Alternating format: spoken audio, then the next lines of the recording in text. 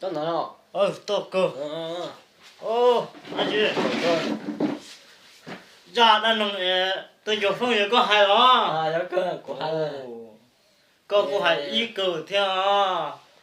Cha chỉ chuẩn đó hằng à. tao nói chỉ chuyên đó rồi cho khỏi của sao tôi lúc mày là sợi dây cũ chỉ bao kho á thì của chỉ bao kho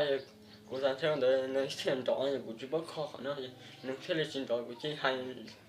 tao nên đó hả nó theo trình đó giờ thì lúc mày nó là đó anh chơi của sao anh chơi của giờ ít hơn nên cho YouTube Kho trong còn đó cũng mà lên một trộm luôn có hay ý cờ của nhà nông cờ mà nó liều tê rồi. có nhiều luôn cơ này chơi ở chỗ khỏi có ba sân ba Nên tự chỉ bay chơi đó. à Bay đó. phải có tôi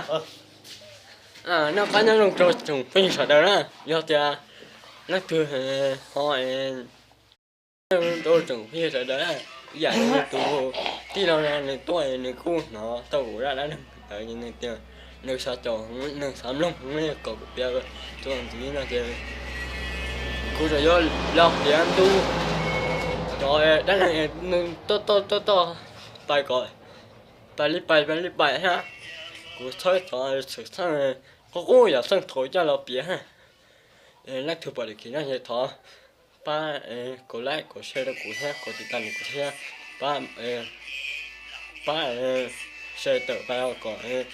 không phải ăn đâu nó bỏ mới ở trong đâu cho cổ cháu kia sao đó nó sẽ tụi nó xin đi đâu bài